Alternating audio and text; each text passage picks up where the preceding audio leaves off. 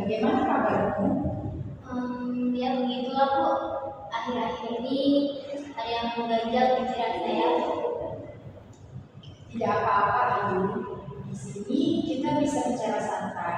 Apa kamu sudah siap untuk berbagi cerita tentang apa yang sedang kamu alami? Ya siap Bu. Bagus. Di sini saya akan mendengarkan tanpa kamu. Jadi kamu bisa merasa aman untuk berbagi cerita. Baik, boleh ceritakan apa yang sedang kamu alami? Akhir-akhir ini saya merasa sangat lelah Bu. Pikiran saya tidak pernah berhenti memikirkan apa yang orang lain pikirkan tentang saya. Setiap kali saya mau melakukan sesuatu, saya selalu khawatir bagaimana reaksi orang lain. Apakah mereka akan menyukai atau mencela? Rasa kepala saya penuh sekali Bu. Saya mengerti.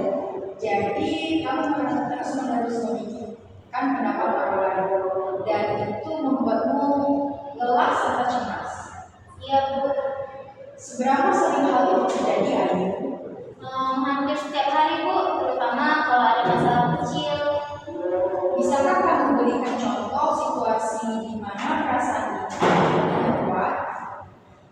Tentu Bu, misalnya saat saya harus presentasi di kelas, padahal saya sudah menyiapkan materi dengan baik, tapi H1 atau bahkan saat presentasi, saya malah sibuk membayangkan bagaimana pendapat orang lain menilai presentasi saya. Apakah mereka menganggap saya tidak kompeten, apakah mereka akan menertawakan jika ada kesalahan kecil. Akhirnya saya jadi tidak fokus dan kadang malah jadi ngeblank.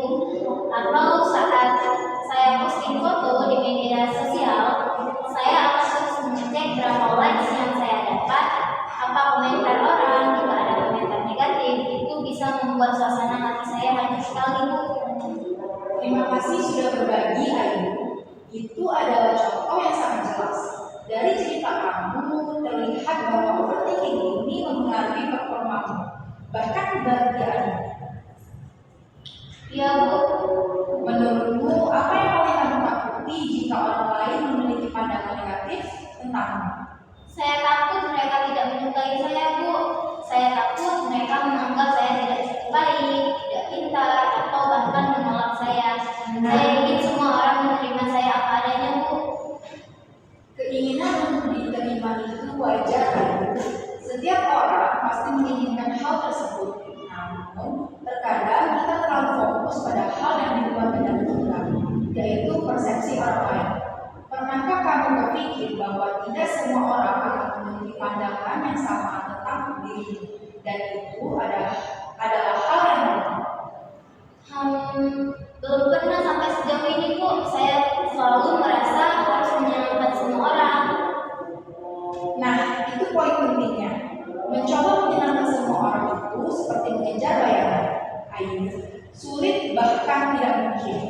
Mungkin ada baiknya kita mulai mengubah fokus dari apa yang orang lain pikirkan tentang saya menjadi apa yang saya pikirkan tentang diri saya sendiri. Bagaimana menurutmu? Itu kedengarannya sulit Bu, tapi saya mau mencoba. Bagus. Mari kita mulai dengan beberapa langkah kecil. Pertama, saya ingin kamu menyadari bahwa pikiran itu bukan fakta. Pikiranmu tentang orang lain akan menilai negatif itu hanyalah sebuah asumsi, bukan pedoman yang mutlak. Kita bisa melatih diri untuk mengenali kapan pikiran overthinking ini muncul. Bisakah kamu mencoba latihan kecil ini? Ketika pikiran itu muncul, coba katakan dalam hati, ini hanya pikiranku, bukan kenyataan. Akan saya coba Bu. Kedua, mari kita coba identifikasi lingkungan pengaruh dan lingkungan perhatian. Lingkungan perhatian adalah sebuah hal yang kamu pedulikan, termasuk pendapat orang lain. Lingkaran pengaruh adalah hal-hal yang benar-benar bisa kamu kontrol, seperti tindakan, perkataan, dan reaksimu sendiri. Seringkali kita menghabiskan terlalu banyak energi di lingkungan perhatian yang tidak bisa kita kontrol, seperti pendapat orang lain. Kita akan fokus pada lingkaran pengaruh. Apa yang bisa kamu lakukan untuk meningkatkan kualitas pekerjaanmu, terlepas dari pendapat orang lain.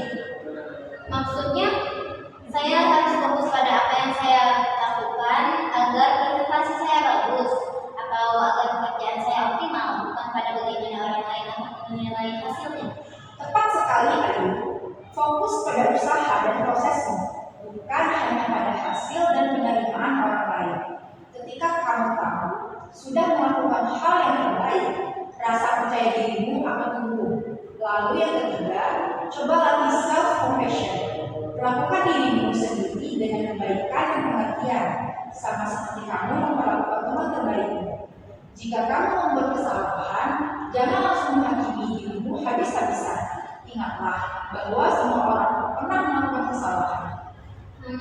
Self-compassion, saya rasa saya sangat kurang tahu dalam hal itu, Bu.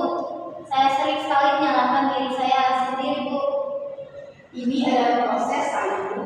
Perlahan-lahan, untuk minggu ini saya ingin kamu coba fokus pada 3 hal ini. Pertama, mengenali pikiran sebagai asumsi, bukan fakta. Kedua, mengalihkan fokus ke lingkungan pengaruhmu, yaitu pada usaha dan tindakanmu sendiri. Dan yang terakhir, melatih self-compassion. Setiap kali kamu merasa overthinking atau bahkan menyalahkan diri sendiri, bagaimana menurutmu Ayu? Apa ada yang ingin kamu tanyakan atau diskusikan lagi? Saya merasa sedikit lega setelah berbicara dengan Ibu. Langkah-langkah ini sepertinya bisa saya mulai. Saya akan mencoba melatihnya, Bu. Terima kasih banyak, Ibu. Sama-sama Ayu. Ingat, ini adalah perjalanan. Akan ada hari-hari di mana kamu masih merasa overthinking.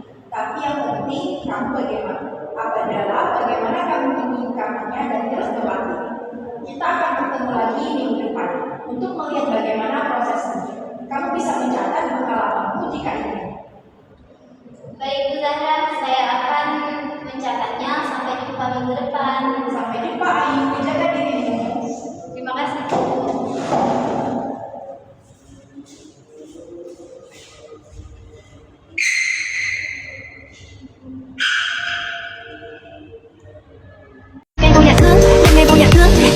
Anh biết thương giây phút em gặp anh là em biết em si tình tình tình tình